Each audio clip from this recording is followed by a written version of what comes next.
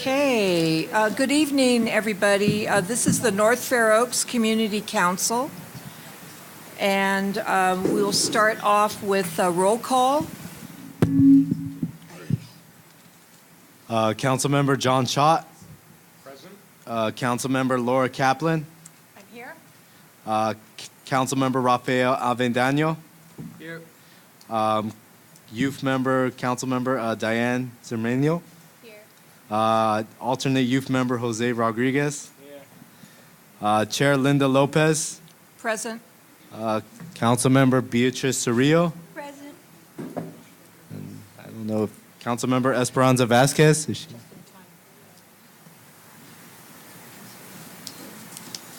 Okay, thank you, Irving. Public comment, we have public comment slips at the back where you sign in. If anyone wants to make a comment about anything that's not on the agenda tonight? No? Okay. All right, we have minutes from October 23rd that we need to approve. And do you need a few minutes, everybody, to go over those, or did you already go over them? Okay, wait.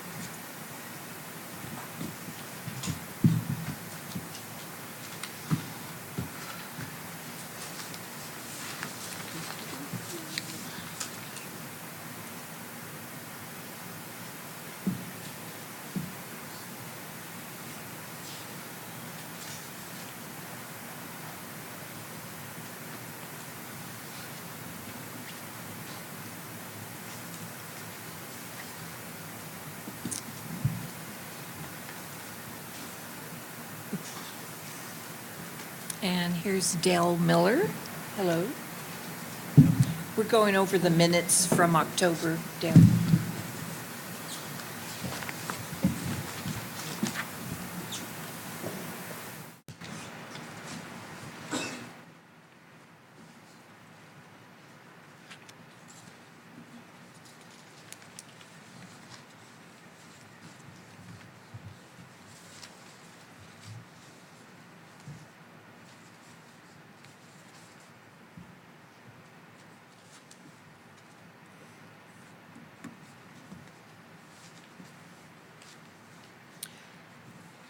Does anyone have any amendments or changes to the minutes?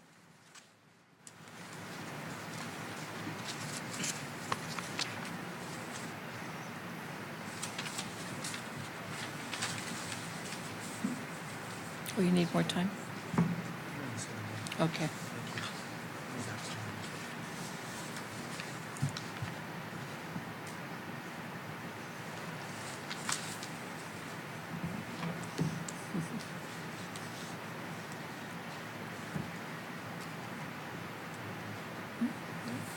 Okay.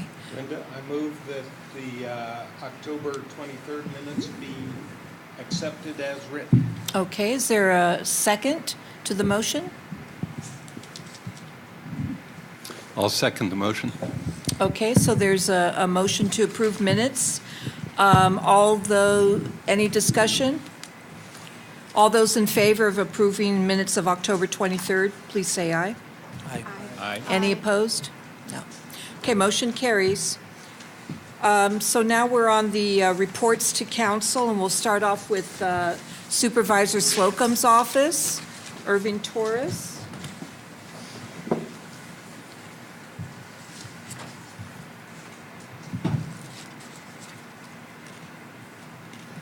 It's so quiet in here.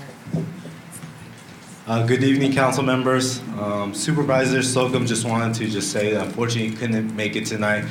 He just had a conflicting schedule, but he actually wanted to be here tonight. But I'll be reporting on his behalf.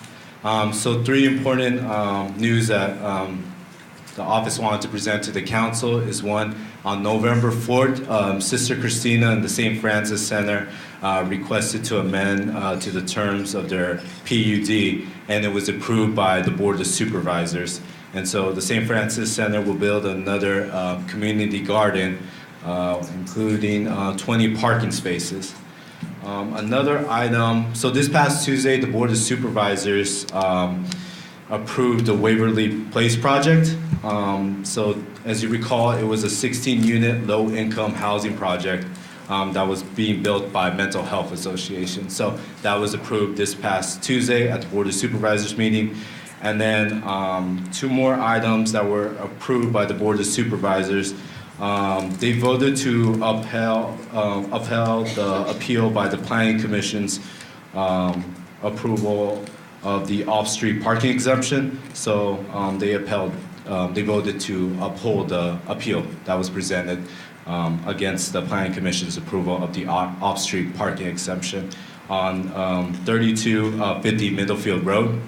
And then last but not least, the board also voted to approve a resolution requiring that the non-conforming commercial use at 3821 Fair Oaks Avenue to be converted to a permanent use by no later than May 10th, 2015. What was the address, please, on that one? This was 3821 Fair Oaks Avenue. Okay. And the one before that, Irving, the appeal on the base? Yes. Is that what you're talking? So, I'm sorry, there was an appeal filed, and what was the outcome? And so the Board of Supervisors voted to uphold the appeal. So basically, they denied the parking exemption. All right, okay. That's all I have to report for this evening. And then just one last quick thing. So our office is going to be hosting the North Fair Oaks, the second annual North Fair Oaks Community Potluck. So that's going to be held on December 16th from 7 to 9 p.m. here at the Fair Oaks Community Center. We're going to be partnering up with the Sienna Youth Center as well as Sal and Karen from the Sheriff's Office, and then NFO as well. So we're going to be recognizing 12 individual community members in North Fair Oaks who have done an outstanding job throughout the year. Okay. And what's the process for people, or is it closed as far as nominations, or Yeah, so the we're people asking are actually, already chosen? So yeah, we're asking the respective organizations to nominate 3 people to be Okay. to receive the award. Okay. Actually, this might be a good place to ask. If you're done with your report. Yeah. Is there any follow-up from Supervisor Slocum's office on the sports house complaints that it was presented, actually last month, right? Mm-hmm. And there was a proposal that some kind of a administrative review take place. Has Supervisor Slocum taken a position on that, or? Well, not taking a position, but I did talk to Summer Burleson, who was a project planner that presented at the last council meeting in terms of the next steps. So she is going to actually be talking to Steve Monowitz regarding the comments that were brought up by both the council and the public. And then from there, they're going to actually work with Sports House to kind of address some of the issues and see if there's a way to resolve some of those issues. And so specifically, there's going to be a notice that would be sent out to Sports House, and there would be like a 30-day compliance that Sports House would need to take action upon. Good. But I will, send an email to the council as to when that initially 30-day start period would start. Yeah, definitely, please keep us updated. And then one final Sure. follow-up. I know the supervisor's office is coordinating a Selby Park neighborhood follow-up kind of task force to address the issues in that neighborhood as a result of the mental health apartment building to be built on 5th and Waverly. Where's that at right now? So I actually reached out to Diane Shu from Public Works. So I'm hoping to actually talk with her hopefully tomorrow, if not early next week, in terms of setting a day and time. I know that I reached out to you in terms of the specific residents that would be able to join this task force. And so hopefully, as soon as I have that conversation with Public Works, I will be able to send an email out to you. That way you can send email out to the residents who would be interested in participating in this task force. Good, good, great. Thank you very much, Irving. Any other questions for Irving? No? Thanks, All right, Irving. thank you. All right. Okay, Lieutenant Tim Reed. Good evening, council members. I'm Lieutenant Tim Reed of the San Mateo County Sheriff's Office. And we'll report out tonight just on some stats here for North Fair Oaks. It was a quiet month crime-wise for North Fair Oaks. We were down actually a little bit on most of the stuff. Total of 1,100 calls for service during the month of October. 106 reports written. Parking-wise, or parking enforcement-wise, not traffic enforcement, parking enforcement-wise, wrote 439 parking tickets during the month of October. 310 of those were for street cleaning. There was some question this month from a citizen regarding fire hydrant, blocking a fire hydrant. We wrote 34 tickets this month for blocking a fire hydrant. And if I'm not mistaken, Todd, didn't you say that we wrote 2 or 3 just today as well at that one hydrant? So we're addressing that issue as well. I'm looking for the one that we usually use for, about 29 or so tickets for the 2-hour parking on Middlefield Road were also issued last month. So what was the total on the parking tickets? Total parking enforcement tickets, 439, ma'am. So that's up because in the, at the previous month, we have 53 parking tickets were issued. Maybe 53 of one kind. It would be Oh. well over 53. Yeah, it's always been a high number. Yes, ma'am. Okay, so this might be wrong. In the minutes, it has it listed at 53, so, Somebody's trying to sabotage my good work, obviously. okay. And where's this famous hydrant that people have a So problem? we're on the west side, isn't it? So where is it at? Yeah, it's right across the street from the Sienna Center. Okay. And then into the neighborhood over there too. Oh, okay. So we're redoubling our efforts, but What we'll work on that. I mean, What even- happens? Does the car get It towed? gets a parking ticket, ma'am. Oh, just the ticket, Right. okay. Yeah, yeah. I think that, have you concluded your report? Because I have a question. Yes, ma'am. Okay. Go ahead, please. I think, and we're going to have more discussion next year, but I think going forward, we're looking at getting more information from your department on not just the numbers, because I know these numbers are always going to be the previous Yes, month, ma'am. correct? So these are for October. Yes, ma'am. Okay. So what's going to be more helpful is to look at how it compares with maybe the previous month or previous quarter. Okay. But we kind of want to look at that and kind of revamp some of the information we get from the Sheriff's Department. But I know there's going to be some discussion going on and about that. So just to give you a heads up. Yes, ma'am, thank you. I did get a list kind of from Ms. Jensen, and I Okay. have been Yeah. going back and forth Yeah.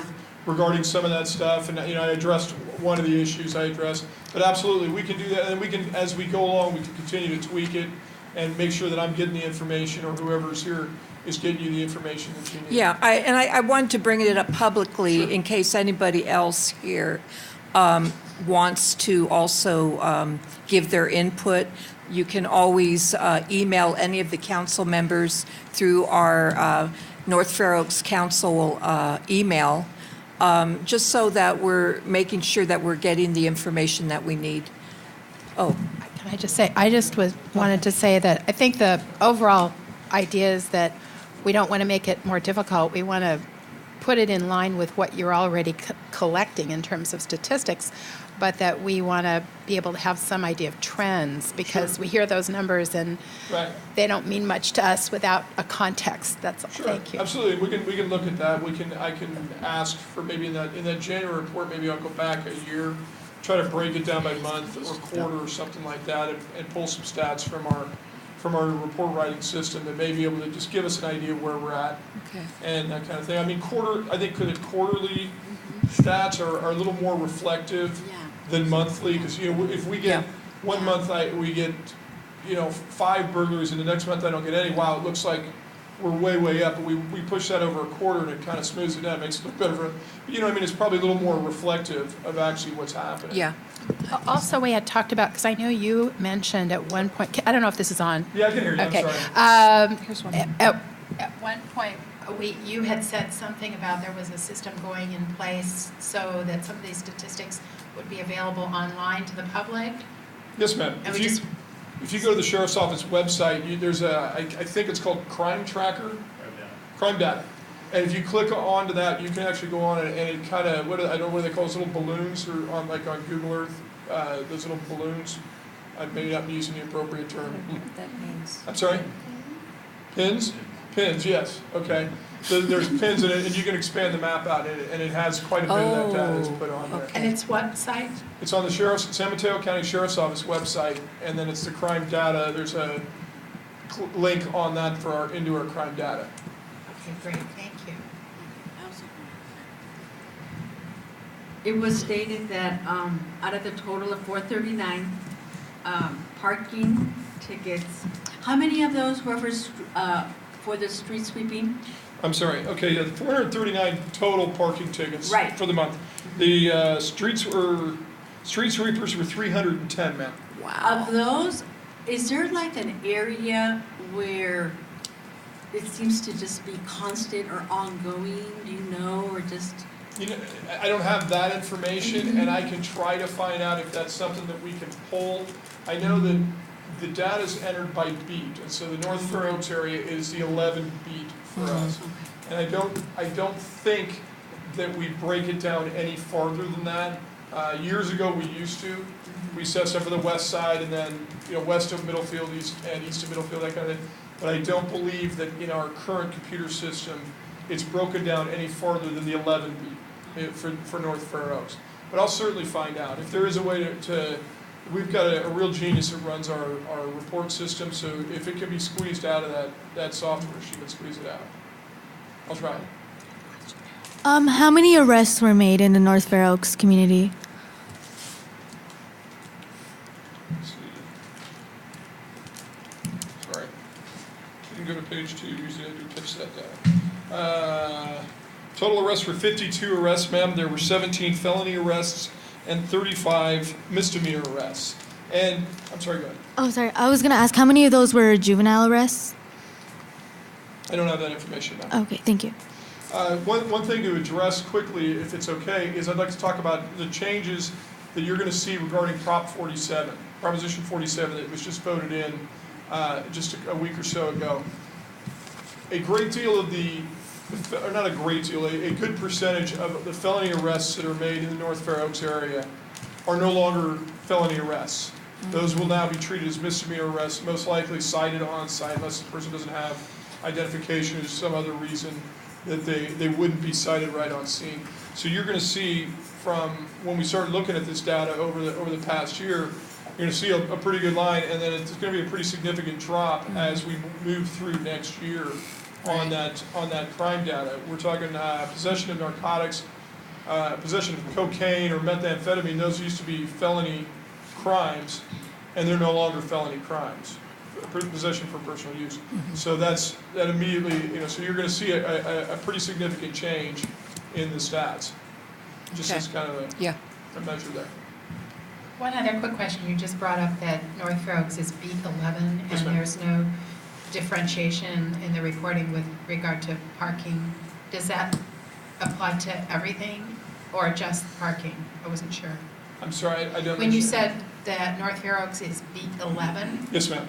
and there is not really a breakdown, does that apply to all of these statistics or just the parking? She was asking about parking. So- Right, and you know what, I don't have that answer, but I'll find out whether, it's the same system that holds our parking tickets as holds our crime reports. We've got it all flooded into one system now, which is great. So if there's a way to differentiate that out, we'll be able to do that, but I don't think there is. I think it would actually literally just be a hand search, So it's trying to all figure out which one, where it's at. Yeah, just so I think you're probably getting the message here, that the numbers, we want to hear numbers, but we also want to hear get some substance, find out more detail about what's really behind the numbers. because I think that would dictate whether or not the council promotes or sponsors maybe some additional community education, say around, I mean, all those tickets that are done on street sweeping days, what's going on with that? That's hundreds of tickets. Yes, ma'am. And it's been that way since I came on the council. It seems like that number's always like a 3-digit number. So there's something else going on there. But anyway, I think we'll continue and discuss how we're going to do that in 2015. And I'm saying this all now tonight because we're not meeting next month. So we won't meet again until January with the Sheriff's Department. But thank you very much. Yes, ma'am. Does the council have any other questions? Yes, Peggy. I just wanted to clarify. You're on, Ms. Jensen. We can hear you. I just wanted to clarify, based upon the information provided by the council at their workshop, I requested that Lieutenant Reed come back to the council in January for a report on the December statistics, and include in those statistics the data that you requested.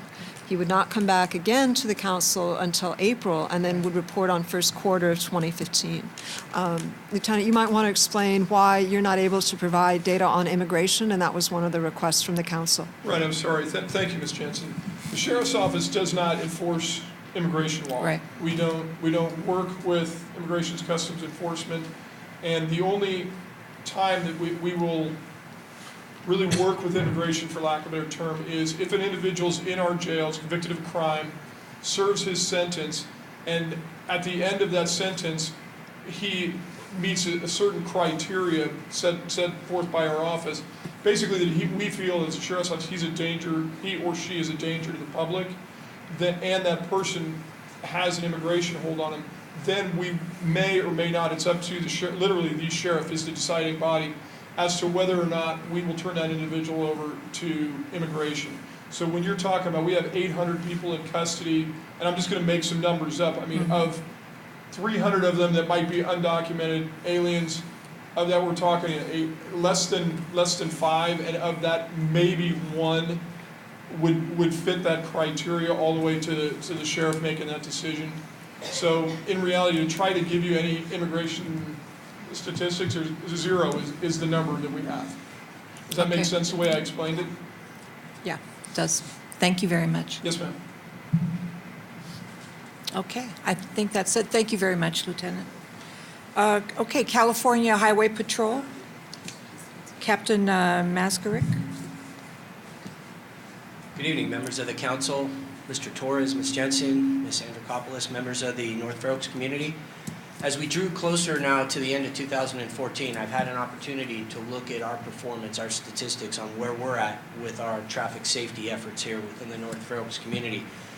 And the results are very promising with what we've been able to accomplish, not only from the efforts of the Highway Patrol, but our public safety partner, the San Mateo County Sheriff's Office, and working not only from an enforcement perspective, but also incorporating working with our traffic safety partners at the Department of Public Works, Caltrans if necessary, but in this case it's Public Works and our educational programs. We've seen year-to-date a 14% decline in total collisions here in the North Fair Oaks community. And what's significant about that is we've seen a 52% decline in DUI-related collisions, which is significant. Wow. As well as a 75% decline in collisions where the primary collision factor or cause is attributed to speed.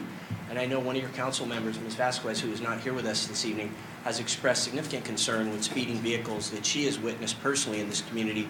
And our efforts of being able to address that type of behavior really pronounces itself when we look at the overall accident picture and what we are doing to serve this community and ensure that your streets are as safe as possible. There's still room for improvement, and we're still going to continue to work extremely hard moving forward, 2015 and beyond. But I feel that the efforts of the Highway Patrol and the San Mateo County Sheriff's Department in working to combat aggressive driving, unsafe driving, really has presented some very positive facts or positive figures on our efforts for this year. When we look at not only an enforcement perspective, but we look at what we're doing with traffic safety, it's the programs that we're employing and we're engaged in that really is also having a significant impact in this as well. One of our premier programs in the Highway Patrol is a Smart Start program in which we reach out to drivers 15 to 19 and their parents or guardian to bring them in and work with them before they actually go through the application process to get their driver's licenses, to let them know the hazards of driving, the responsibility that it entails, as well as things that they need to be aware of to be able to operate those vehicles far more safely. As well as we've been working with our partners in the community on the AB 60 project for undocumented drivers. Now, while that project or that program does not officially take effect until January 1st, 2015, it's working with members of the community who are going to be part of that program to ensure that they are going to be properly licensed, properly insured, that their vehicles are safe and in fine operating conditions to move forward on the roadways, and at the same time, again, not present a hazard to all of us who live and work within this community. So those are just some of the programs that we've used. Now, moving into the holiday season, the Avoid the 23 program, which will be coming to fruition here very shortly, which is a collaborative effort of all agencies, law enforcement within San Mateo County, to place a high emphasis on detecting and apprehending individuals who are driving under the influence of alcohol and drugs. Get them off the freeway, the roadways, before they get in a situation where they become involved in a collision. And really, from a public awareness perspective, to let the public know to utilize other resources, whether it be a designated driver, Uber, taxi services, Lyft, whatever the case might be, to be able to enjoy the holidays to the fullest extent possible and be there for your loved ones, not become one of our, unfortunately, grave statistics that sometimes play out this time of year. And from again, a community outreach perspective, I just want to put out to the North Fair Oaks community, we're going to be engaging in another toy drive this year. A program that we have is called Chips for Kids. And I have a poster which I'll provide here to the community for the North Fair Oaks group. And essentially, it's CHP's version of a toy drive in which I know there's a very robust program that the Sheriff's Athletic League, Sheriff's Department, as well as the local fire entities participate in, so that we can do our best shot possible to being able to provide for individuals who might not otherwise be able to have the type of Christmas that we all aspire, a holiday season that we all aspire for. We'll be having a toy box at Toys R Us here in Redwood City, as well as we're going to be reaching out to our local Target store, as well as the local Walmart down in Mountain View as a donation point. And we'll very shortly be able to begin distributing those toys to needy members of the community. So if you happen to know of any particular families, please feel free to reach out to myself, the Highway Patrol office, or any one of your public safety or fire entities, because there's certainly, even though we live in a rather dynamic and affluent community, there's certainly no lack of need. I mean, there's plenty of people that really benefit from this program, and it's really our opportunities to really have an appreciable positive impact on many lives this time of season. So with that, I'd like to open up to any questions that the community members may have. Council, any questions? Yes, Diane. How successful are your guys' toy drives? Do you feel like it really helps the community? I feel it really does, and our success is really predicated on the community, because we can't do it alone. We can't raise the necessary funds to reach out to every needy family. So it's through the generous donations of members of the community, businesses, who really step up this time of year and really come to our need in regards to supporting these programs. It's helpful when we know of families in a particular community, but as I said, the need far outweighs our ability individually to be able to provide for those families. So I can't say enough how appreciative we are and how we're looking forward to the support of the communities to help make these programs successful. So you have my support. Oh, sorry. I just had another question. Is that okay? Do we have your toy? That's my question. I was going to ask if you know what kind of toys children would want this season. You know, I'm certainly not a toy expert. My only child is now in college, so I'm not even going to begin to ask what she might want. But what I can tell you is all different ages, for boys, girls. I mean, again, there's really no perfect toy. It could be a book, it could be a small item. I mean, again, it's not necessarily the value, it's the meaning of the gift. And to see the eyes of a child and his or her family light up when we come out to the door, whether it be with the sheriff's office, a highway patrol, or a fire truck, and Santa Claus and an elf or two is just really amazing. I mean, it really just kind of warms your heart, and it's a great time of year, and we want to be able to be a very active partner in that for this community. Thank you. I just had one question. Your reduction in the DUI numbers is very impressive, and I was trying to, getting back to the whole context question, that was from when to when? What? Year-to-date 2013 to where we're at now, 2014. So January 1st to November 20th of both years. Thank you. You're welcome. Okay. And I had a little question. You know the checkpoint places? Yes. Is it true you have to put that in the newspaper? Yes, we are obligated. Do you put the locations or just that there's going to be one? We announce the location the day of the event. Oh, okay. We don't, Oh, you do? Okay. Notify of the specific location. And we do that for, specific reasons. And it's not really about how many people we arrest. The purpose of the checkpoint is from a public awareness perspective, to let people know that we will be out there. Right. We may not know where. It's to scare them.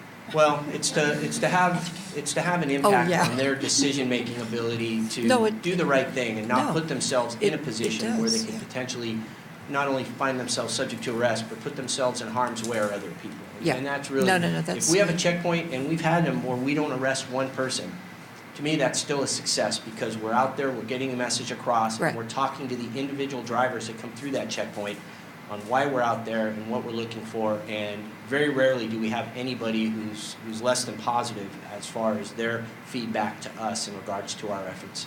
Okay. Thank you. I have one more. This goes for, I think, both departments, Highway Patrol and Sheriffs. I think the effort this year to really diversify and educate your staff was a great effort. And I think that, I just want to highlight that, because this community really needs that educational component to every, individual. And sometimes just being there in a checkpoint, like giving them that light education that they need, that awareness, really stands out. So I think that, going into the new year, just highlighting that effort for this community and continuing to educate, continuing to make them aware. Because as you see, numbers get better.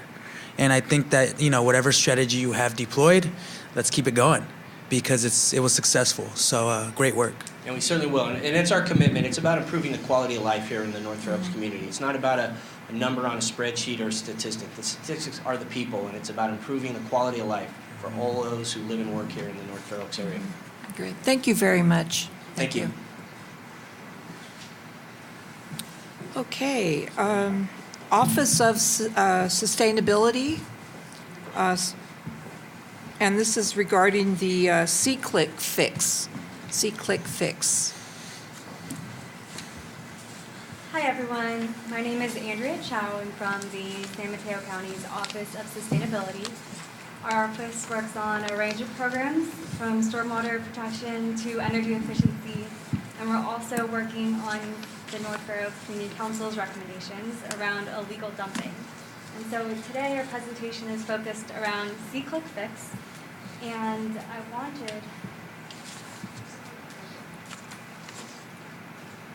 today with my presentation to go over what C-Click Fix is, so that you have an idea and an understanding of what the app will do.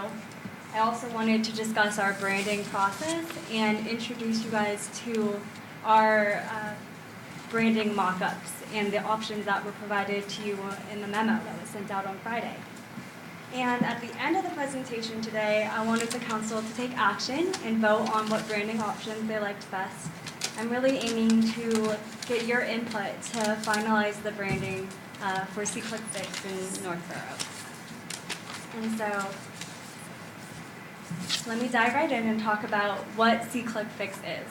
It's a dedicated mobile app that empowers residents to report non-emergency issues. And C-Click Fix is an organization that's based on the East Coast, and they provide this service to jurisdictions across the U.S. I've shown here just two examples of how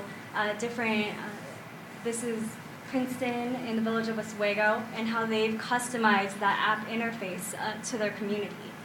And so in addition to the mobile app, there's also a web-based tool for residents to use, and this is the town of Windsor in Connecticut's web-based interface as an example. So it's both a mobile app and a web platform. And so this is a quick overview of how it works and how residents can report right to county staff. And so this on the left shows the mobile app, and on the right, the web-based tool. And as you can see, it uses location services technology to geolocate exactly where you are. And on the right, with the web platform, you can input your address to report where your illegal dumping concern is. And so that's just the first step. I also wanted to mention that this interface is available in Spanish, depending on the language settings of the user in their smartphone. The second step is choosing an issue category. And so this example shows a town of Randolph and the number of issues that they've provided. They've included like pothole reporting and street lights. And so for San Mateo County, we're going to start with reporting illegal dumping as our only issue category. And that is because we want to really test this approach and make sure we're doing this well before it's expanded. But as you can see, there's a lot of potential with this app to use it in a number of ways. And so after the user selects a issue category, they can also provide additional information to inform county staff about what the real issue is. And so this is an example of a pothole. And so you can provide additional information on the location of the pothole or how challenging of a problem it is. And then you can also take a picture of the issue. And so this really allows for the users to fully report the issue at hand. And this information is all packaged together, the location, the secondary information, and the picture, so that county staff can address this issue. And the users can actually track how these issues are being reported. And so this is a map of the pins of different issues that have been reported, and this is in the city of Oakland. There are illegal dumping pins. And if you click on the pin, you can find out more information. And then on the other side of things, on the web-based application, you can actually follow different issues. And so this is again City of Oakland's illegal dumping. And it's kind of small to see, but what this shows is the illegal dumping complaint. And then it shows that the City of Oakland Public Works staff has acknowledged the complaint. So it really gives that line of communication straight with the city staff to the resident and the user. And so the first one on the top shows that a resident reported a pothole, and then the second one, the comment below it, shows that the city has acknowledged this report. And then the third step would be, with the one below it, is to close the issue. And so you can use this interface really to communicate with residents and demonstrate that we've seen your report, we see that you need to service, and then it allows them to go back in and say, you know what, we've addressed the issue. And it's actually really great because you get residents on here thanking the city staff and acknowledging that work is being done. And so, with that, I just wanted to pause for any questions about the app before I get into branding. Yeah, I think there's a lot of questions. Do you want to go ahead and start? Well, I'm not sure, maybe this is a branding question, because this is about the branding, is that right?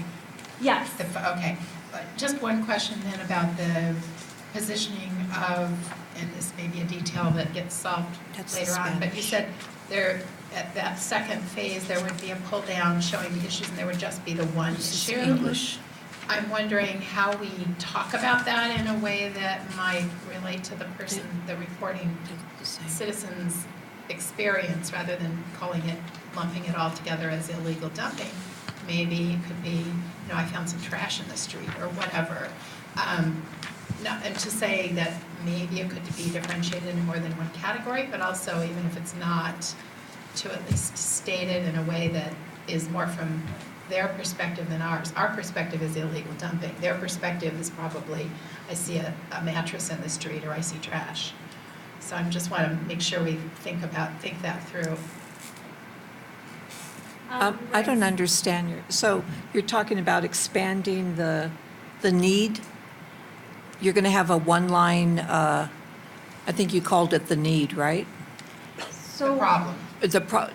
well, on there, I can't really see it from here, but, So they're called issue categories. oh, issue, okay, so for the first application, you were going to keep it on illegal dumping? That's right. But I'm just suggesting that if To it's expand it? called illegal dumping there, that's not going to necessarily relate to the experience of the person Oh, who's got it. reporting it. We might want to either call it something different, such as I just found some trash, Oh, or we might want to break it out into some, I don't know if it's possible or easy, but we might want to break it out into different kinds of categories that relate to the experience of what people doing the reporting might be.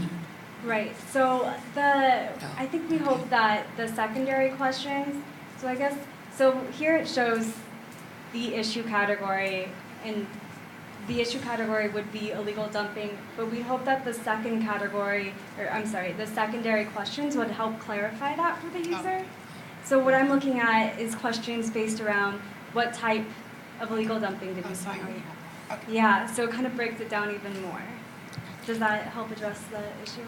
Is this going to code enforcement? Yes. So someone's going to get these electronic messages on a daily basis? That's right. Or how is that going to work? These reports will go directly to a customer relation management site that county staff will have access to and be able to respond to. Okay. And is there any option for the person using the app to be anonymous? Yes. Oh, okay. Because I thought when you first started that presentation, you're talking about whoever uses the app, if you're using a smartphone, you've already got your location identified. Mm-hmm. But you don't have to give your name and all. I mean, how is someone anonymous You can with use this? a username that doesn't necessarily. Okay. That was a question I was kind of referring to. On my phone, you can submit or you can submit it anonymously. Oh, there is an option there. Okay, okay, Yeah. okay.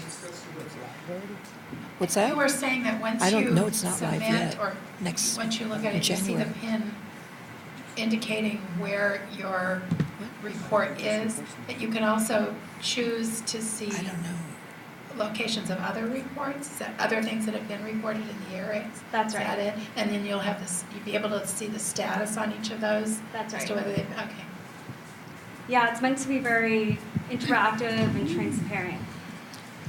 So I like it, but is there a way to make it a little bit simpler and faster, like Instagram, or a little bit quicker? So because I'm thinking in the youth perspective, when all youth are now carrying iPhones, and for them to advocate a little quicker, and to make it kind of like a trend, creating it a little bit like, okay, I see a problem, push, picture, send.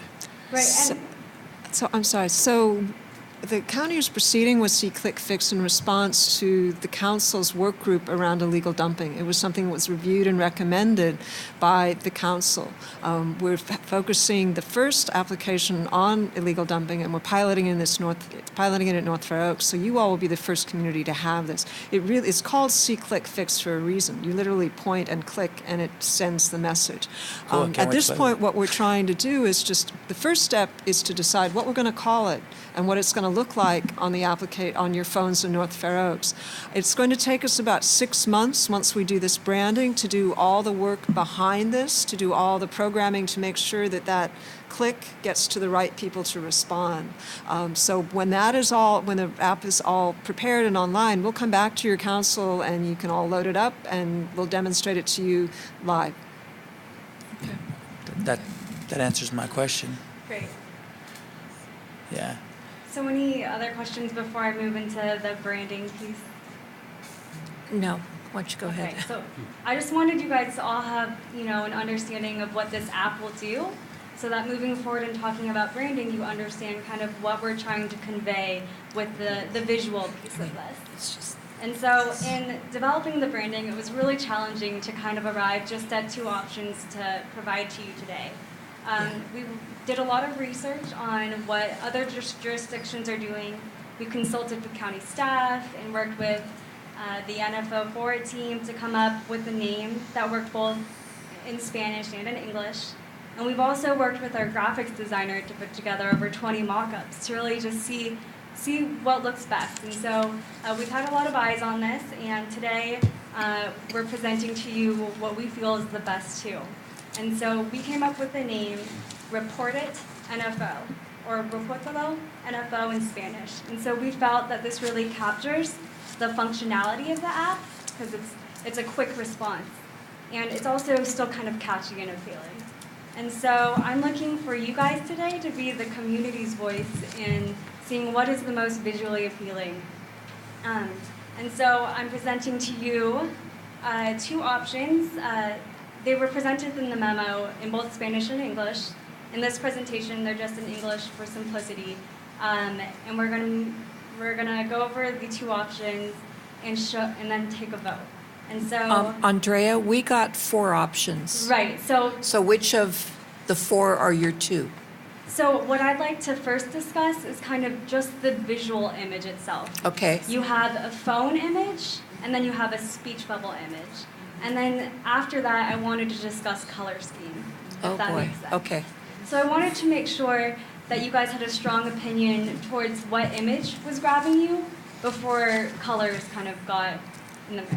Okay. Does that make sense? Mhm. Okay, so this is what I mean by first option. This is the phone option, and so we thought that this really demonstrated the report it aspect and the use of the phone as kind of the mechanism for communication. And so what you see in the phone picture is the home screen, and below it is the logo, which appears like in the App Store and on your screens when you're scrolling through your phone. And so this is the phone option. And then the other option is the speech bubble option. And so we felt that this image really spoke to how this is a communication app and how when you report things, you are heard and you are responded to through this app. And so these are the options that I hope you guys had some time to think about and get excited about. And so I'd love to either give you guys a minute if you need more time to vote or think. I have a question. I saw that when you showed the ones from the other cities, they didn't have the C-Click Fix. I mean, in other words, they didn't have the company's name on there. Do we need that? Do we want that? What's the reason for having that on there so prominently? The reason behind putting C-Click Fix was because we felt that it was a strong summary of really what the app does. And so we worked through a lot of different kind of catchphrases to figure out what best captures the function of this app, but we felt that it still strongly represented the purpose. That is the name of their company. That is the correct? name of their company. So not required, but Well, that was the one question. And then the other one I had, because, I mean, I'm leaning towards this one Okay. because it has the North Fair Oaks on there, not just NFO, which clarifies to me sure. where we are. But also, if you're looking at it on your phone, why There's do you also- need the picture of the phone? Because you've got the phone in your hand. So part of the question is then, but this is not just for the phone. I mean, it's also for you're using the same icon for the computer, the web-based too, so, right? That's right. Okay. So I think the one on the right, both is more appropriate for both platforms, also doesn't duplicate the fact that you have a phone in your hand, and it gives more information without being more messy. Is it possible to put our logo? I mean, we have a branding logo. Right. Is it possible to put that somewhere and C-Click Fix, make that smaller? So we just I mean, okay. I mean, I agree with Laura where she was kind of going with that. I understand C-Click Fix is the company or the whatever you call them. What do you call them? Well, it describes it too. Yeah, the vendor. But is it possible to make that smaller, but also put a smaller version of our North Fair Oaks logo on there somewhere? What's that? instead of the speech bubble, the tree could be there. So one of the. Do you know what we're talking about, I do know what Andrea? you're talking about. Okay. We did a lot of mock-ups Oh. with the branding around the NFL logo, and one of the concerns that we discussed was kind of the misconception of the Menlo Park logo, and so that's what we were concerned about. But it says North Fair Oaks. Yeah. Anyway, it's an idea, okay? We're just giving you Yeah. ideas. Linda? Yes. One of the things, there are 33 unincorporated areas in San Mateo County. We are piloting this in North Fair Oaks because you all are the largest, but we intend to probably roll this out in have it available for all 33 of those. We will probably have a different landing page, or we would have a different landing page for, say, Emerald Lake Hills, or the San Mateo Highlands, Okay. or Princeton. So we need to have something that's More generic? pretty generic. Okay. Okay. Do we need to? Do we need to? Because I think that each community has something special as far as what it represents. Do we really need to? Because each community can have their own icon.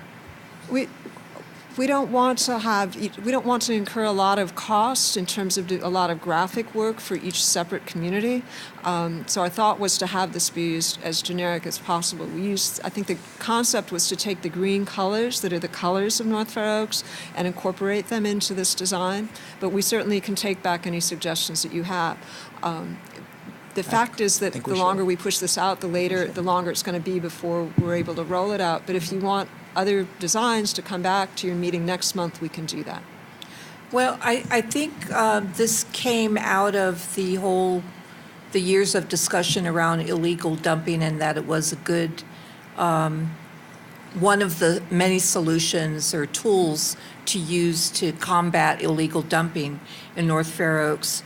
So to even tailor it to North Fair Oaks, I think we should go for it. And if it takes longer, let me ask you something, Peggy. So if this is done, the same idea is done for, say, Crystal Springs or Emerald Hills, you mentioned.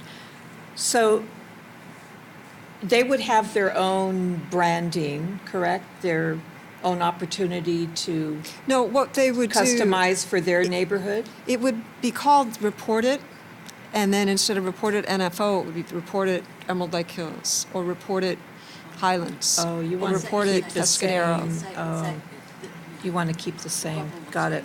I do appreciate Right. the idea of our So they can just change logo, that. but I also appreciate the fact that our logo Yeah. is a little bit complex for something this small. Graphically, I think that we need to keep it simple. Just the name. That's my 2 cents on that. So I appreciate the simplicity of this graphic design because you're wanting to get something across very quickly and in a small space. So I would probably forego personally the logo, even though I love our logo, just because I don't see it working in this kind of a context. So this would be more of like a template to be used or can be changed to Yeah. accommodate or customize for other neighborhoods. Right. So, okay, all right. Any other comments about this? Are you all ready to pick something, or do you want them to go back and work on something else?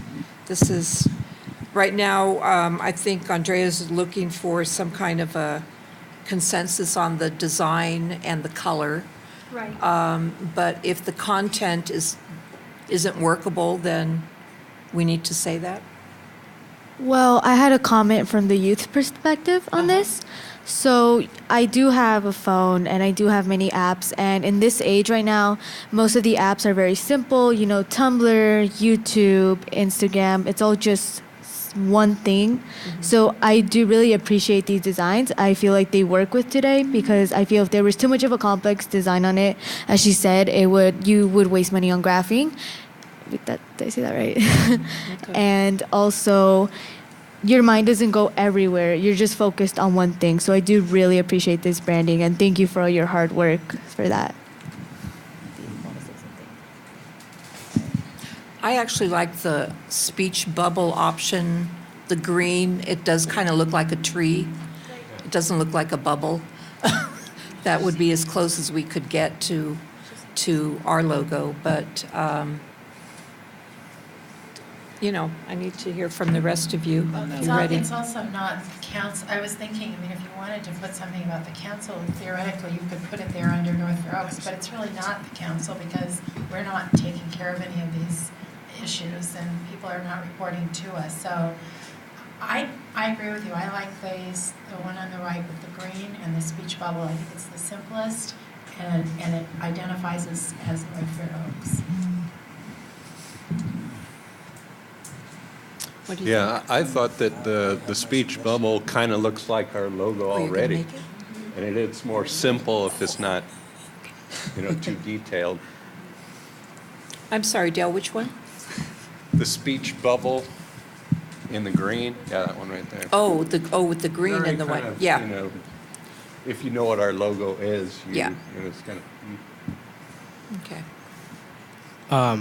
I really appreciate the color because, well, it represents North Fair Oaks, and also when I see green, I think of nature, and that's one thing we're trying to, with the illegal dumping and stuff, that's something we want, like, a better just world. So I appreciate the color. Okay. John, did you have a preference? Well, I also like the speech bubble in part because if there are going to be 19 flavors of this throughout the county, I think it's important to have the community name fully written out.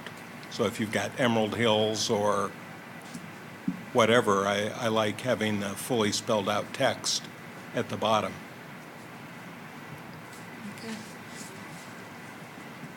Any preference? Should we make a vote? Yeah. Raphael, I could move. do you have anything else to say? You good? Okay, okay. Okay, that's fine.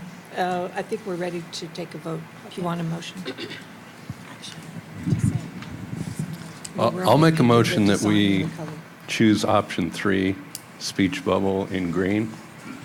A second, though. Okay, so there's a motion to suggest the speech bubble option with the green, okay?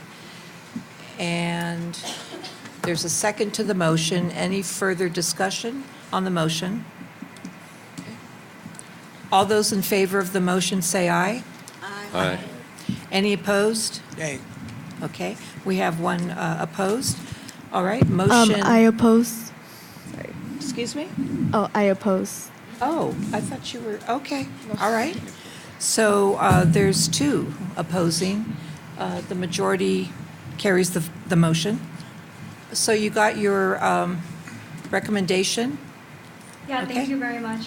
I look forward to bringing you the final design and working with you guys through the pilot phase of C-Click-Fix. Thank you. Okay, thank you very much, Andrea.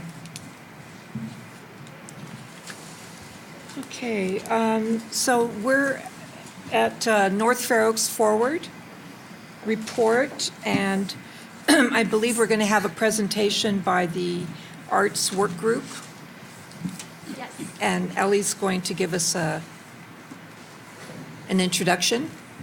Yeah. Good evening, North Fair Oaks Community Council, county staff, and North Fair Oaks community. My name is Ellie Gellman, and I'm part of the North Fair Oaks Forward Outreach Team.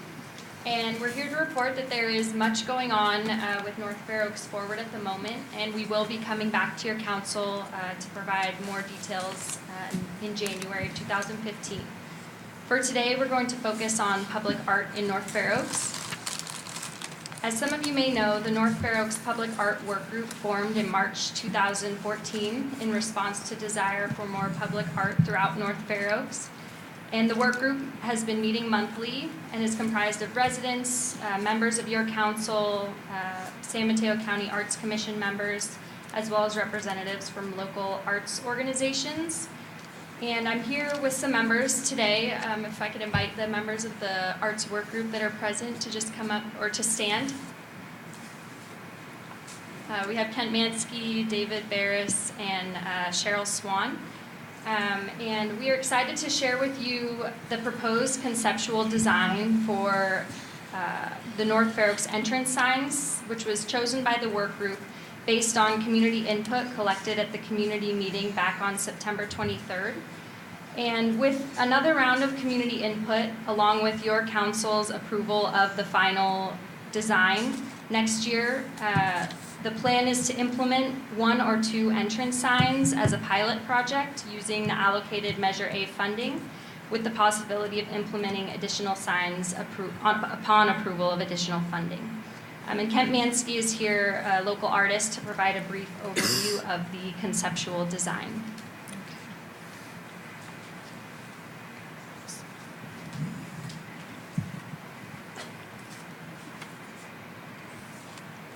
Hi there. Hi, Ken. It feels really good to be in front of the council with something so positive and uplifting. So it's a pleasure to be here.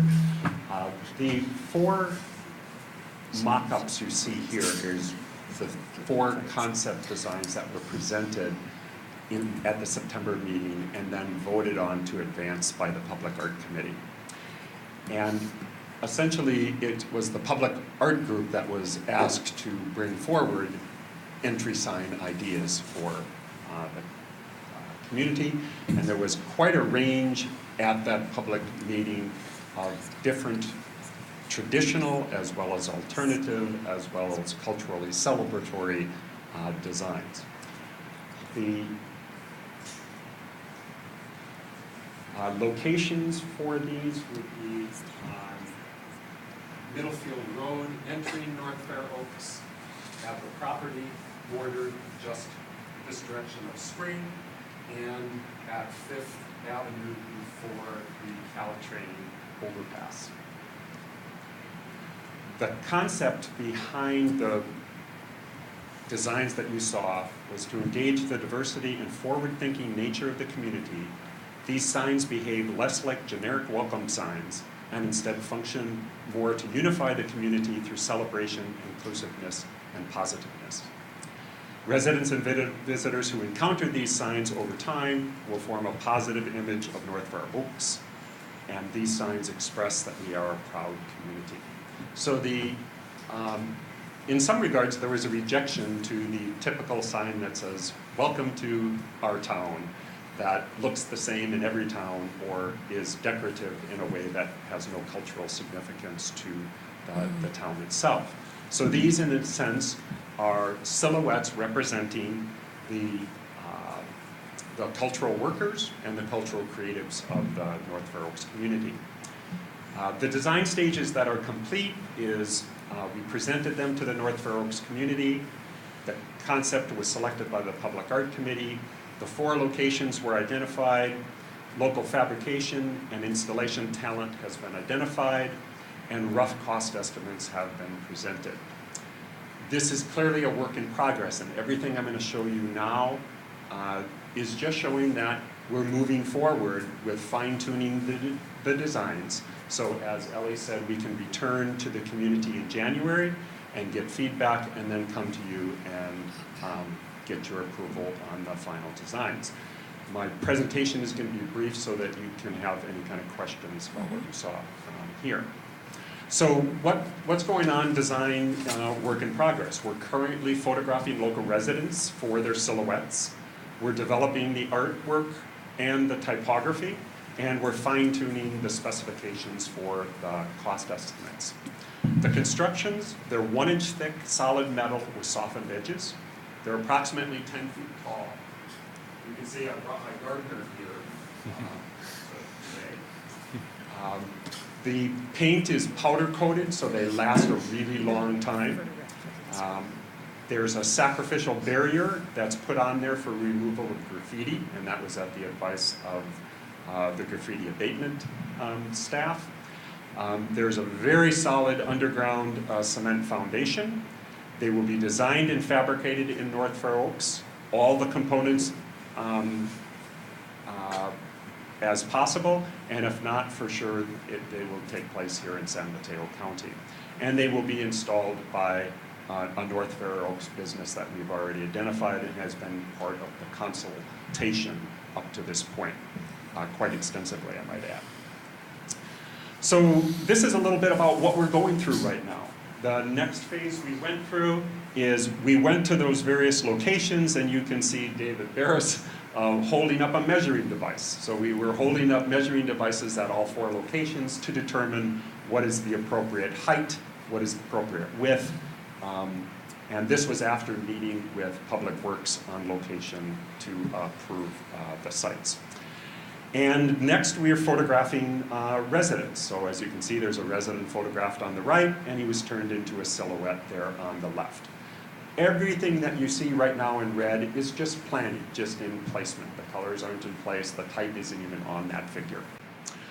So another example of, we're taking all kinds of photographs of North Fair Oaks family at the advice of, in fact, it was Linda Lopez at the September community meeting, that we could get family representation and potentially children into it. This is an example of that configuration in front of the health center.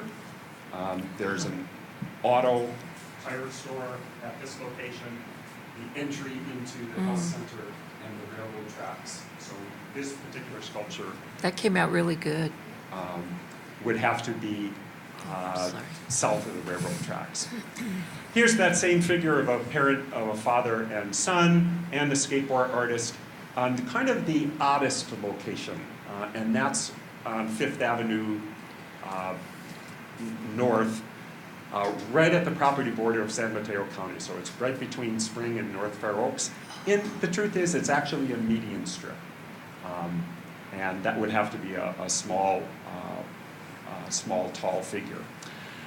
The gardener here you see here is one of the mock-ups that we built to just take to location. And you can kind of see Ellie hiding behind that right now, holding in place while we photographed it.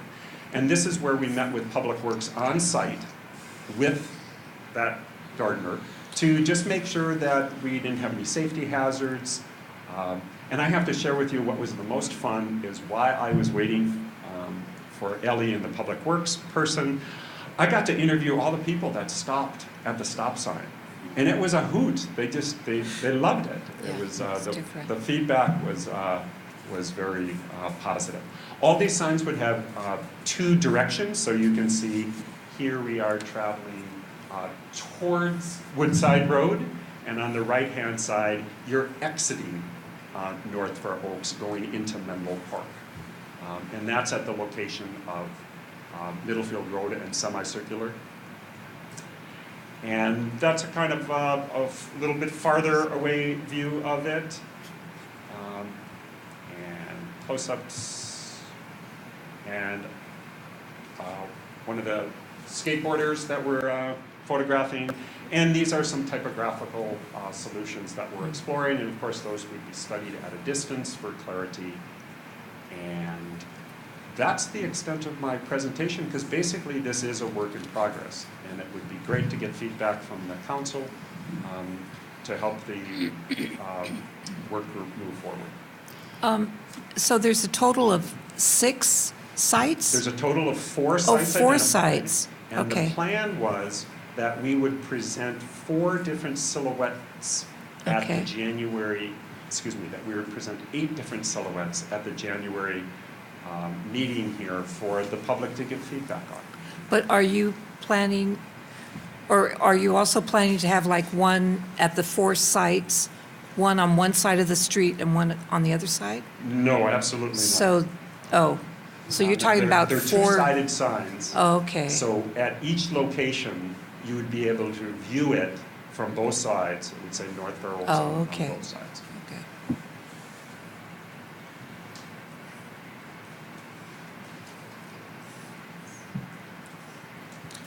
Can I see the map again? Sure.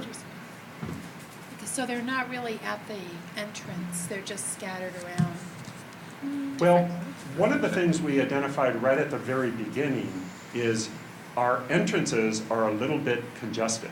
In other words, we can't really find a space here at Fifth Avenue for so the closest location of any kind of sense is after Labor Day as you start to go under the Caltrain's overpass. And one of the concepts also of the entry signs right from the start were, these were more about things you encounter that say, you're in North Fair Oaks.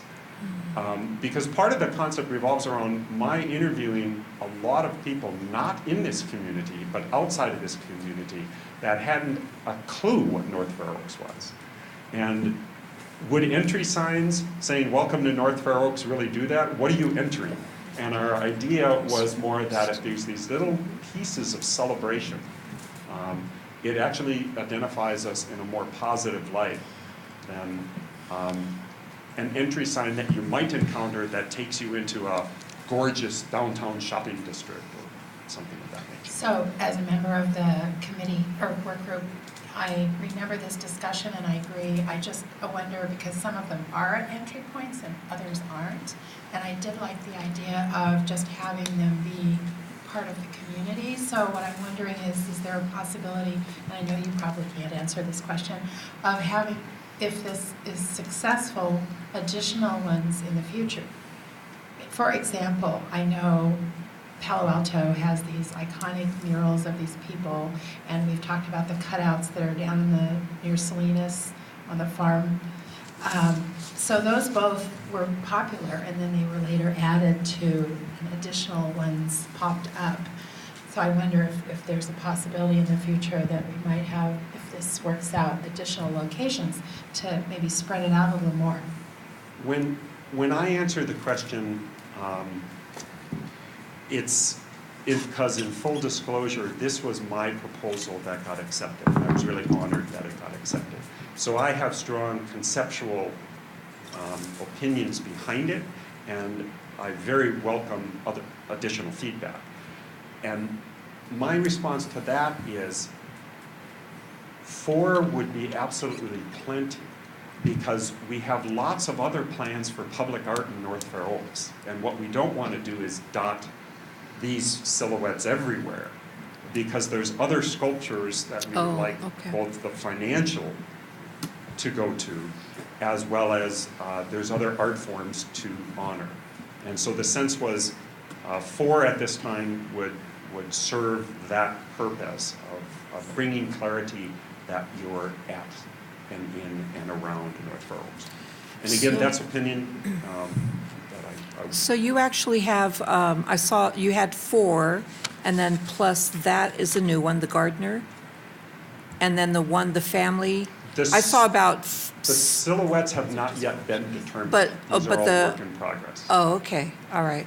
The locations have been Yeah. determined, the concept has been determined, and the next month, in preparation for the January presentation, the unveiling of the potential designs. Okay.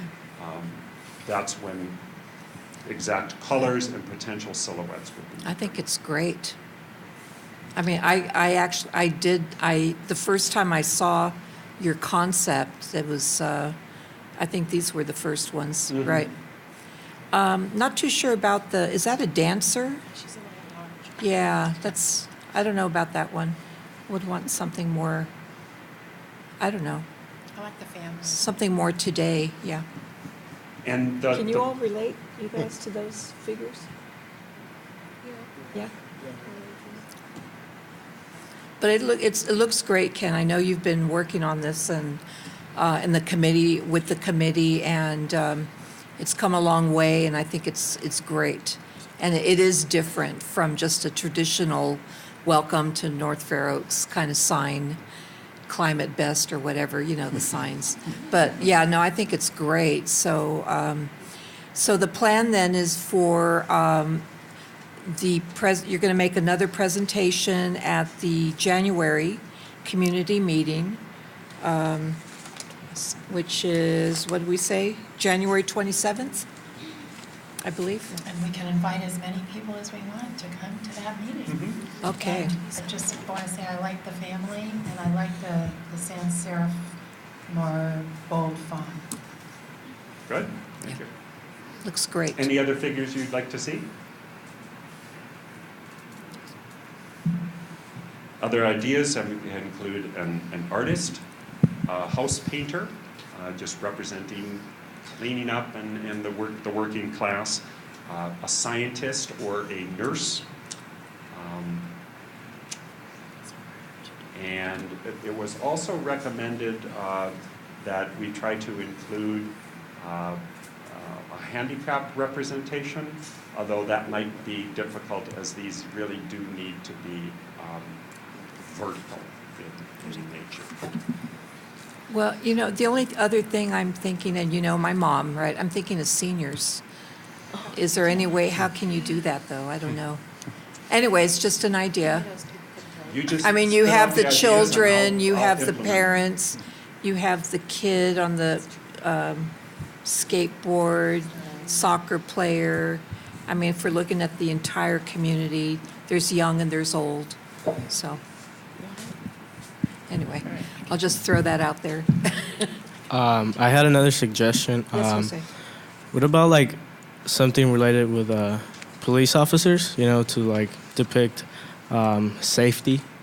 You know, I think that would be good.